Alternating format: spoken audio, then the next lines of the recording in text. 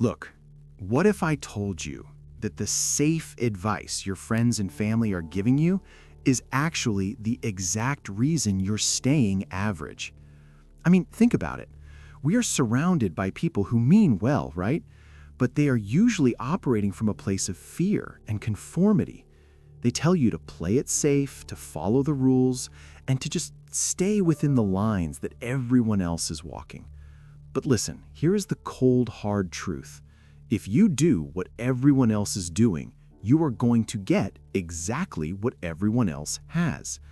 And for most people, that means a life of quiet desperation, average finances, and a career that feels way more like a cage than a calling. Crazy, right? Today, we are diving deep into a concept I call the anti-herd protocol. It's based on this incredibly powerful principle from Nigel Cumberland's. He suggests that your greatest shortcut to success isn't finding a better way to follow the crowd, but intentionally heading the exact opposite direction. We are talking about the sheer power of being the odd one out. In a world totally obsessed with social proof and keeping up with the Joneses, this is your permission slip to be a rebel. We are going to look at why the majority is usually wrong when it comes to high-level success and how you can start making the kind of counterintuitive moves that actually move the needle in your bank account and your personal fulfillment. If you feel like you've been running a race on a track that someone else built, you know it is time to step off the path and start walking your own way. To understand why this works, we have to look at the theory Nigel lays out. He starts with a quote from Earl Nightingale that really sets the stage. Listen to this. Look at what the majority of people are doing and do the exact opposite, and you will probably never go wrong for as long as you live. That sounds radical, right? I mean, it almost sounds irresponsible. But when you look at the statistics of life, it starts to make perfect sense. Unless you truly believe that the majority of people around you are living successful, vibrant, and financially free lives, then copying them is statistically the worst thing you can do. Success, by its very definition, is an outlier. It is not the norm. It's the result of being above average. And look, you cannot be above average if you are constantly trying to fit in. Now, this isn't about being different just for the sake of being a contrarian, right? There are plenty of times when the well-trodden path is the right one, like, stopping at a red light or paying your taxes. But when it comes to the big needle movers in life, the herd is usually driven by a mix of fear, tradition, and short-term thinking. Think about the way most people handle a market crash. When prices fall, the majority panics, right? They see red on their screens, they listen to the fearful chatter on the news, and they sell their shares or their real estate because they just want to stop the pain. The successful person does the opposite. They buck the trend and they hold on, or better yet, they buy more while everyone else is running for the exits. Think about health and lifestyle. I mean, the majority of people do not exercise regularly, and they do not eat in a way that actually fuels their body. If you follow the herd there, you end up with the exact same health outcomes as the average person. By doing the opposite, by being the one who walks to work, hits the gym when it's raining, and chooses the healthy option when everyone else is binging, you literally separate yourself from the statistics of mediocrity. The same applies to your career. Look, most people spend their time talking about their big dreams of self-employment or starting a side hustle, but they never actually do it. They stay in the comfort of their 9-to-5 because, well, that's what they see everyone else doing. They're waiting for permission or for that perfect moment that never comes. The anti-herd protocol says that while everyone else is talking, you should be doing. While they are seeking safety, you should be seeking growth. Nigel argues that doing the opposite might make you feel incredibly uncomfortable. It can be scary. It can make you feel lonely and exposed. It is never easy to be seen going against the grain or ignoring the advice of your colleagues and friends. But listen to me, that discomfort is actually the signal that you are leaving the zone of the average and entering the zone of the exceptional. If everyone agrees with your plan, it's probably an average plan. If people are questioning your logic or even your sanity, you might just be on the verge of a massive breakthrough. So, let's just grab a coffee and talk about how we actually do this in the real world. Because look, it's one thing to read about it in a book, and it's another thing entirely to actually be the guy who does the opposite when the pressure is on. First off, we have to address the elephant in the room, the need to justify yourself. One of the biggest traps we fall into is thinking we need to explain our non-traditional decisions to everyone. If you decide to give up a lucrative, safe career to start your own thing, people are going to think you're having a breakdown. Nigel mentions this happened to him. People thought he was mad. My advice to you is this: stop trying to win the argument.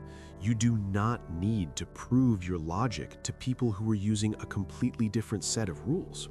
If you're playing for high-level success and they're playing for safety, you're never going to see eye to eye. You know? It is absolutely okay to act alone. Get used to being the odd one out. It's a muscle you have to build. Start with the small stuff. Next time you're out with friends and everyone is complaining about their jobs or the economy, don't join in. Do the opposite. Find something to be grateful for, or talk about a solution you're working on. Notice how uncomfortable that makes the group. That's the herd trying to pull you back in. You have to resist that pull. Let's look at your finances. Most people spend what they have left at the end of the month, which usually turns out to be nothing. The anti-herd move: pay yourself first. The second that paycheck hits your account, you move a chunk of it into an investment account that you cannot easily touch. You live on the remainder. Everyone else is consuming now and hoping to save later. You are saving now so you can own your time later.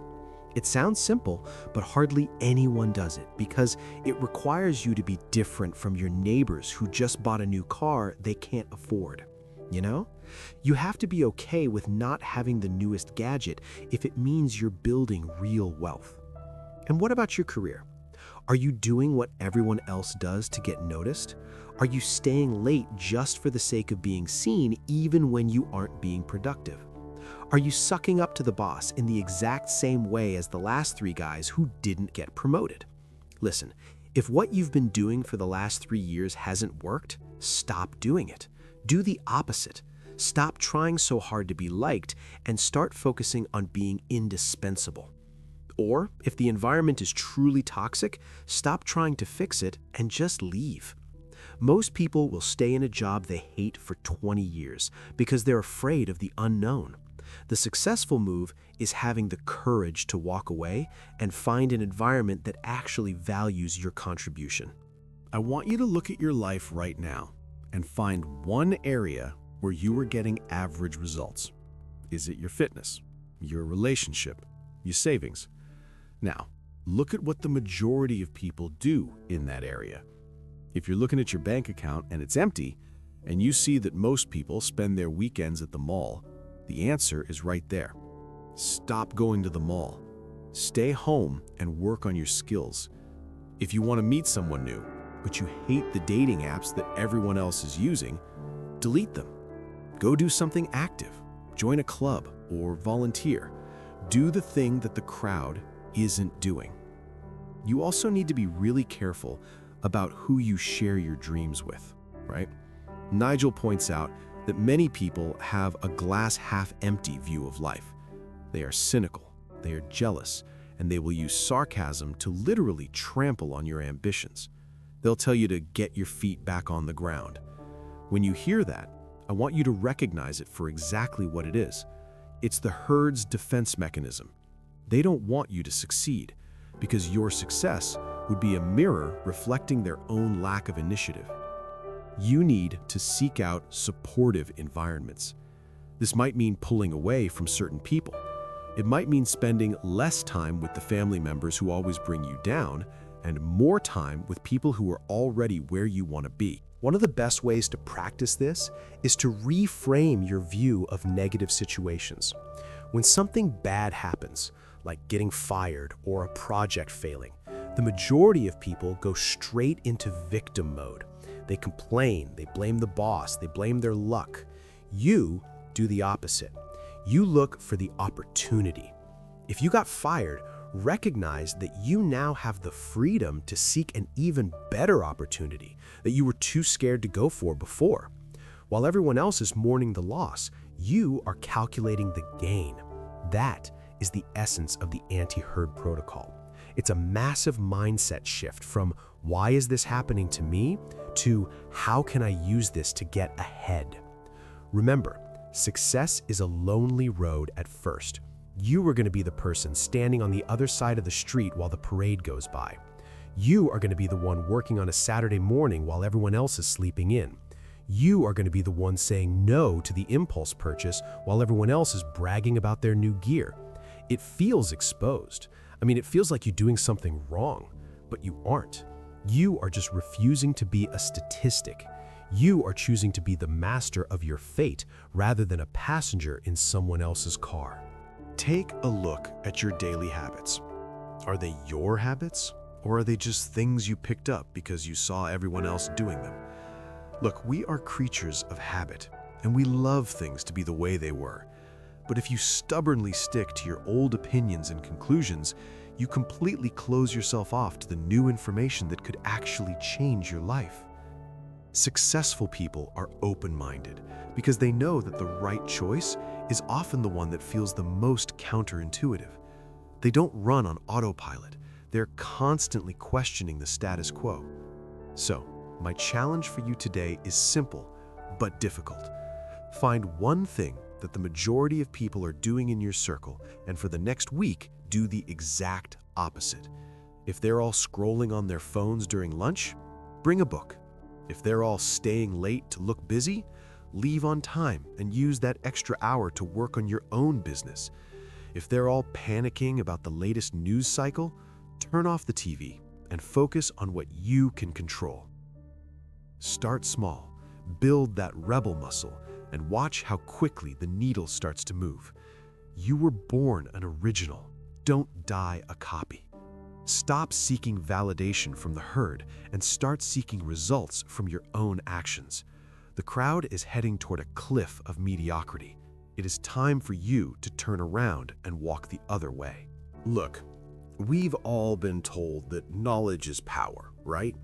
But what if I told you that what you currently know is actually the biggest barrier to your next big breakthrough? Seriously, think about that for a second. We spend our entire lives, from the moment we step into a kindergarten classroom to the day we graduate college, being told that success is a cumulative process. We're taught to stack information like bricks, building this giant tower of expertise that we're supposed to stand on for the rest of our lives. But listen, here's the cold, hard truth of the world we're living in right now. In a rapidly changing environment, your old expertise is often your greatest liability. That tower you've been building, it might actually be a cage. Crazy, right? Today, we're diving into a concept that Nigel Cumberland highlights as one of the most critical habits of successful people, and I like to call it the knowledge reset. It's the idea that unlearning is actually more important than learning. We're going to talk about why your current skills might be making you obsolete and how you can develop the courage to proactively delete your outdated mental files to make room for the future. If you feel like you're running as fast as you can but still falling behind, it's probably not because you don't know enough. It's because you know too much of the wrong stuff. It is time to hit the reset button. To understand why this is so vital, we have to look at the theory Nigel Cumberland lays out in his work. He hits us with a staggering statistic right out of the gate. Look at this. It is estimated that about 40% of what you learn in college will be completely outdated in just a decade's time. Think about the implications of that for a moment. Nearly half of the foundational knowledge you use to launch your career, the stuff you stayed up all night studying for, the information you paid tens of thousands of dollars to acquire, is essentially dead weight within 10 years. Cumberland references the famous writer Alvin Toffler. He said that the illiterate of the 21st century won't be the people who can't read and write, but those who cannot learn, unlearn, and relearn. This creates what the book calls a knowledge battleground. And in this battleground, the winners aren't the people who hold on to their old ideas the tightest. The winners are the ones who can let go of the old the fastest. Cumberland uses two really powerful analogies to explain how this works in our brains. The first is the hard drive analogy. Imagine your mind is a hard drive. Over the years, you've filled it with files, processes, habits, assumptions, and ways of thinking. But as the world moves forward, those files become corrupted, or they become incompatible with the new operating system of the modern economy.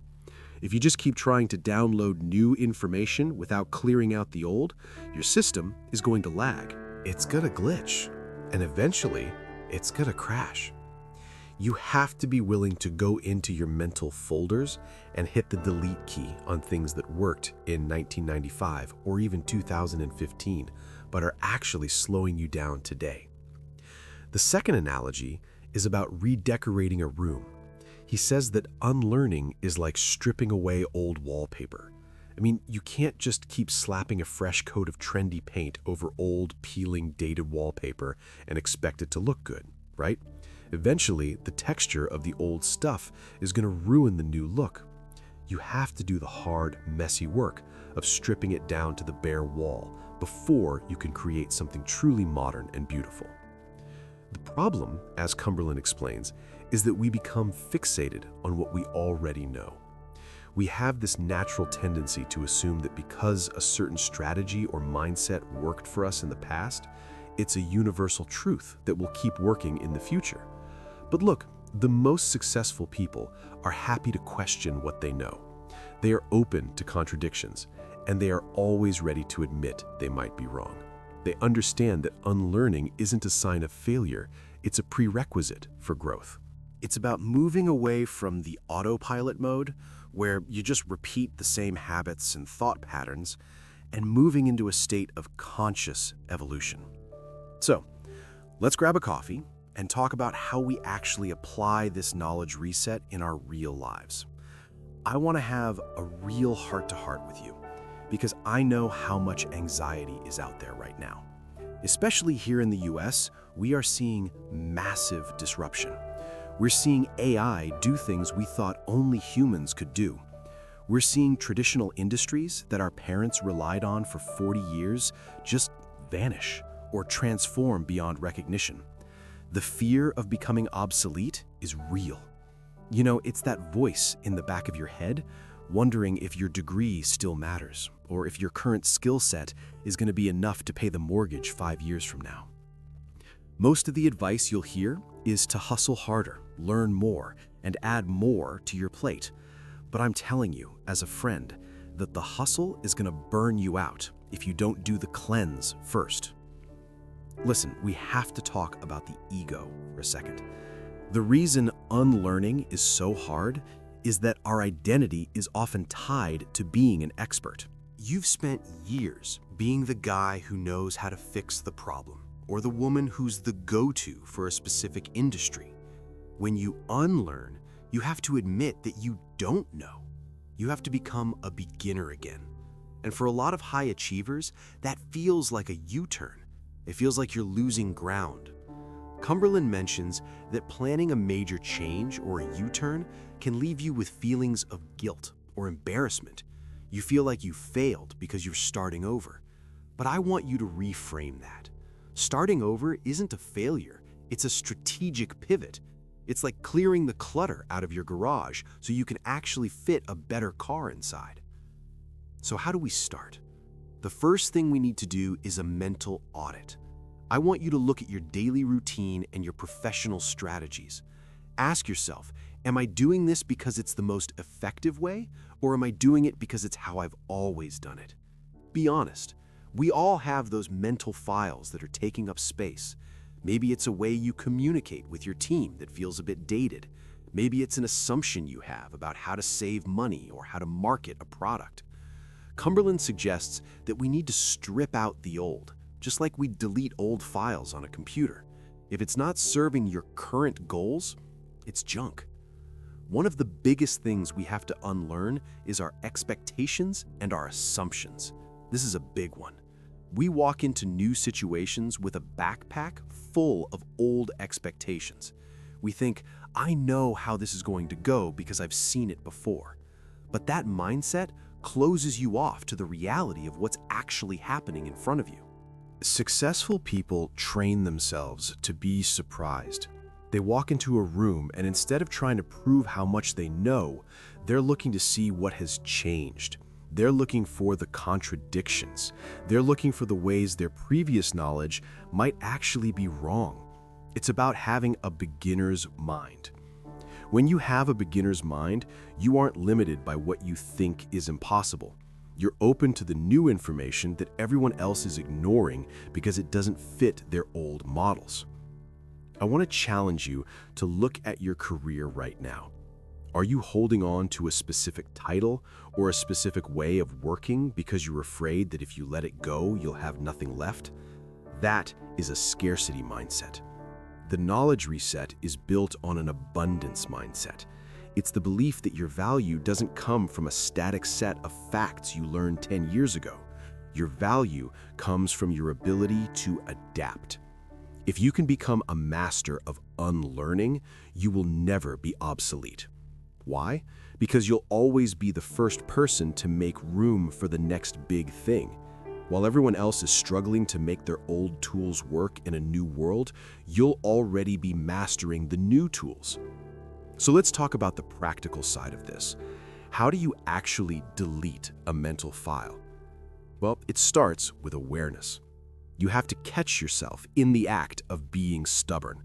You know that feeling when someone suggests a new way of doing something and your immediate internal reaction is, no, that's not how it works. That is the signal. That is the old wallpaper trying to stay on the wall. When you feel that resistance, I want you to pause. Look, we've all been told that knowledge is power, right? But what if I told you that what you currently know is actually the biggest barrier to your next big breakthrough? Seriously, think about that for a second. I mean, we spend our entire lives, from the moment we step into a kindergarten classroom to the day we graduate college, being told that success is a cumulative process. We're taught to stack information like bricks, building this giant tower of expertise that we're supposed to stand on for the rest of our lives. But listen, here is the cold, hard truth of the world we're living in right now. In a rapidly changing environment, your old expertise is often your greatest liability. That tower you've been building, it might actually be a cage. Crazy, right? Today, we are diving into a concept that Nigel Cumberland highlights as one of the most critical habits of successful people, and I like to call it the knowledge reset. It's the idea that unlearning is actually more important than learning. We're going to talk about why your current skills might be making you obsolete, and how you can develop the courage to proactively delete your outdated mental files to make room for the future. If you feel like you're running as fast as you can but still falling behind, it's probably not because you don't know enough. It's because you know too much of the wrong stuff. It is time to hit the reset button. To understand why this is so vital, we have to look at the theory Nigel Cumberland lays out in his work. They might think you're losing your edge. They might think you're being erratic, but remember what we talked about with the anti-herd protocol. If you want to be in the top 1%, you have to be willing to do what the 99% aren't doing. And the 99% are clinging to their old knowledge for dear life because it feels safe. But in a world of disruption, the only real safety is your ability to evolve. I want you to try something this week. Find one thing you were absolutely certain about in your industry or your life. Something you consider a best practice or a fundamental truth. And then, I want you to spend 30 minutes researching the opposite. Look for evidence that your truth might be outdated. Look for the people who are doing things differently and succeeding. It's going to feel uncomfortable. Your brain is going to want to reject it. But that discomfort is the feeling of the wallpaper being stripped away. It's the feeling of room being made. Nigel Cumberland's message is clear. Unlearning is the knowledge battleground of the 21st century. Those who can do it the most quickly and relearn the fastest will lead the way. You don't need to be the smartest person in the room. You just need to be the person who is the least attached to being right.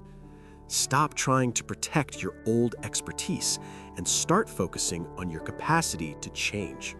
Look, the world doesn't care what you knew yesterday. It only cares about what you're willing to learn today. And you can't learn anything new if your hands are still full of the old. So, take a deep breath, go into those mental archives, and start hitting delete. It is the most liberating thing you will ever do for your career and your life. You aren't losing your past, you're just making sure it doesn't sabotage your future. You were born an original. Don't die a copy of an outdated version of yourself. Let's get to work on that reset. Look, how many people do you see online who look like they're winning, but are actually just one paycheck or one honest conversation away from a total life collapse? I mean, seriously, take a second and really think about it. We are living in this wild, hyper-connected era where the pressure to project an absolutely perfect life is coming at us from every single direction. You pull out your phone, you scroll through your feed, and it seems like everyone is lounging on a pristine beach, driving a car that costs more than a house, or celebrating their third massive promotion of the year. Crazy, right? But listen, behind the filters, behind the carefully curated life updates and the perfectly angled photos, there is a silent epidemic going on. It is an epidemic of sheer exhaustion, crippling anxiety, and massive, suffocating debt. We are literally crushing ourselves under the weight of an illusion. Today, we're going to talk about something I call the integrity foundation. It is the absolute core of why faking your success is not just a harmless little white lie to keep up appearances, but a literal financial and mental death sentence. If you have ever felt that exhausting pressure to keep up with the Joneses, or if you have ever caught yourself pretending everything is totally fine when you are actually drowning in stress, this is entirely for you. We're going to unpack why genuine success cannot be faked, and more importantly, how you can step off that exhausting treadmill and build a life that actually feels as good on the inside as it looks on the outside. The book we are diving into hits this concept incredibly hard. And look, it does not pull any punches. It brings up this brilliant quote from the author Kurt Vonnegut, who said, "We are what we pretend to be, so we must be careful about what we pretend to be." The book points out that all of us are pretending to a greater or lesser extent, right? We pretend we are happy. We pretend we are perfectly in control. We pretend our relationships are flawless or that we are completely fine financially when we're actually lying awake at 2 in the morning stressing about how to pay the bills. You know, it is getting so hard to know what is real anymore because everyone is projecting this wonderful, flawless image of themselves. But the author makes a very stark, very real observation based on his years of coaching high-level individuals. He talks about seeing people spend years giving the impression of massive material success, while behind the facade, they're literally on the verge of bankruptcy. They're racking up massive credit card debts just to buy things they don't need to impress people they don't even really like. I mean, he mentions working with a newly promoted rising star in the corporate world. This guy always appeared gung-ho, super positive, and wildly ambitious to everyone in his office. But behind closed doors, in the coaching sessions, he confessed that he absolutely hated his career. He hated the long hours, and most of all, he hated the constant pretense of pretending to love the expectations that came with his high salary. He was a prisoner of his own fake success. Listen, the truth is, it is really easy to fool other people. You can put on a nice suit, you can book a cool holiday on credit, and you can speak highly of everything you own. But you absolutely cannot fool yourself. Genuine success means fulfilling your own true dreams, your own passions, and your own life goals. Pretending that you are doing that when you are actually miserable is just living a lie. And as the book warns us, your true feelings, your true needs, and your true ambitions will always reveal themselves eventually, no matter how deeply you try to bury them. And when they do come to the surface, it usually does not look pretty. This brings us to the actual mechanics of truth and integrity. The book cites a study from MIT showing that on average, in just a 10-minute conversation, people tell 2 or 3 lies. Whether it is padding a resume with fake qualifications, taking credit for a co-worker's idea, or creating fake salary paperwork to get a bank loan, people constantly justify these things. They tell themselves it is just a small, white lie. Or maybe it is just a smart way to cheat the system, right? Sometimes it feels like we're becoming completely desensitized to a lack of integrity, especially when we see celebrities and public figures lying and cheating their way to the top. But the author drops a massive truth bomb here. He says that doing these things means your success will be completely fake. Your wins will be entirely meaningless. Success without integrity is exactly like building a house without foundations. You can paint the walls, you can put in beautiful, expensive windows, and you can make it look like a spectacular mansion to anyone walking by. But at some point, the ground is going to shift, the walls are going to crack, and the entire building will subside and collapse. Think about the cyclist Lance Armstrong. For years, he was the ultimate hero, a 7-time champion of the Tour de France. But because the foundation lacked integrity, the house of cards eventually collapsed in a split second. His reputation was destroyed. Every action has a consequence, and carrying around the anxiety of being found out is a heavy, heavy burden that destroys your mental health. So what is the alternative? The book introduces the concept of alignment. True success and peace of mind happen when what you say, what you think, what you feel, and what you do are all in perfect alignment. If you want to lose weight, you actually go on a diet and exercise. If you promise to help someone, you actually remember to do it. If you feel sad and depressed, you stop acting as if you are 100% okay. If someone is treating you poorly, you stop pretending that everything is fine between the two of you. You stop saying one thing while feeling another, thinking something else, and doing the exact opposite. Alignment is the ultimate foundation of a house that will never collapse. Look, let's just take a breath and talk about this human to human.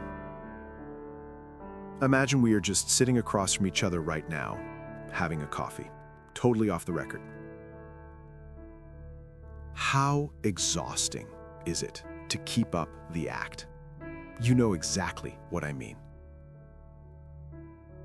That heavy, invisible backpack you carry around every single day when you are trying to project an image that does not match your reality.